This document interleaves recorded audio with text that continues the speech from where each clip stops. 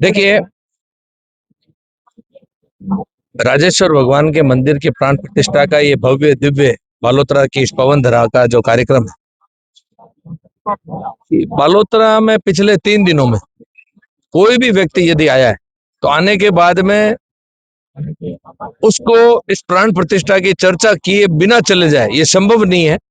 क्योंकि जो कुछ किलोमीटर्स के अंदर व्यवस्था की गई है, बहुत बड़ी संख्या में कार्यकर्ताओं ने जो प्रबंधन यहाँ पर संभाल रखा है, इतनी शानदार बहुत ही कम जगह पर देखने को मिलती है। और सदैव जहां जहां पर भी राजेश्वर भगवान के मंदिर की प्राण प्रतिष्ठा में जाने का मौका अवसर मिलता है, बहुत ही मन लगा करके भामाशाह लोग तो अपना कड़ी कमाई का जो धन है उसको मंदिर के उस बढ़िया काम के अंदर लगाते हैं। और धर्म प्रेमी लगातार कैसे आस्था से, संस्कारों से और हमारे जो गुरुजी दयाराम जी बाप जी के बताए हुए मार्ग के ऊपर उसका अनुसरण कर सके, उसमें चल सके, इसी के ऊपर लगातार एकजुटता, एक दिशा और एक समर्पण का भाव मैं पूरे समाज के अंदर देखता हूँ। बहुत बहुत मेरी तरफ से परमपिता परमेश्वर की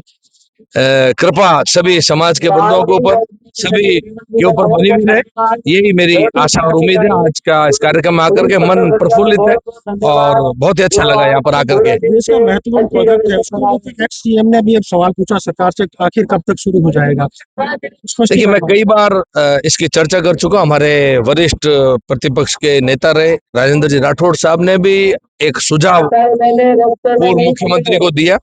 कि कृपया करके इतने प्रदेश के महत्वपूर्ण विषय के ऊपर राजनीतिक भाषा बोलनी नहीं चाहिए उनको,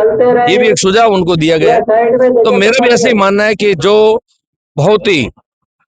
आने वाले समय में युवाओं का भविष्य से तो सीधा सीधा जुड़ा हुआ विषय है, लेकिन देश के भी भविष्य से जुड़ा हुआ ये रिफाइनरी जैसा महत्वपूर्ण अति आधुनिक रिफाइनरी का विषय है, इसके ऊपर राजनीति करना मेरे हिसाब से अच्छी बात नहीं है। उन्होंने सिर्फ एक पत्थर मात्र अपनी सरकार के समय में लगाया था जब केंद्र में कांग्रेस की सरकार हुआ करती थी, लेकिन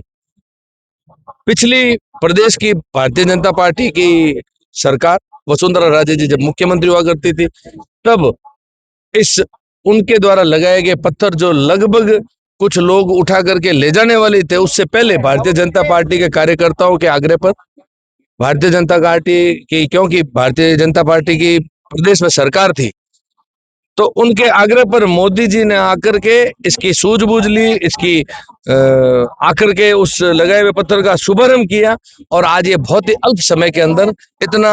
भव्य 1 लाख करोड़ से भी अधिक का इन्वेस्टमेंट होकर के अति आधुनिक रिफाइनरी बनने जा रही है। 3 रिफाइनरी से जुड़ा हुआ भी महत्वपूर्ण विषय अमृतसर, पचपदरा और जामनगर, ये जो शानदार एक हाईवे दिया है जिसने पूरे प्रदेश की काया पलट दी है, मोदी जी द्वारा दिया हुआ ये उपहार। अब मोदी जी का सुशासन है, उनको ज्यादा इन बातों की चिंता नहीं करनी चाहिए। जो स्थिति उनको भी खूब अनेक देश ने मौके दिए, 60 साल तक लगातार खूब मौके दिए। अब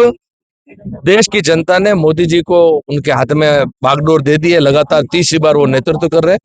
ज्यादा चिंता विपक्ष के नेताओं को भारतीय जनता पार्टी किस तरीके से प्रदेश में काम कर रही है, किस तरीके से राष्ट्रीय विषय पर, इनकी चिंता बिना किए जो देश की जनता ने एक निर्णय दिया हुआ है उसके ऊपर ध्यान देना चाहिए। इतना ही मेरा सुझाव है। कृषि को लेकर आपके प्रधान से इस्तीफा मांगा गया, एसडीएम ने मांगा, गुड़ा मांगा, क्या चीज विषय वीडियो वायरल हो रहा है जिसमें आपके क्षेत्र के एक प्रधान है और एक एसडीएम की बात है जिसमें एसडीएम प्रधान को कह रहा है मैं इसके बारे में पता करके आपको कुछ टिप्पणी कर सकता हूँ, लेकिन यदि ऐसी कोई चर्चा है तो उसके बारे में पता कर लेंगे। लेकिन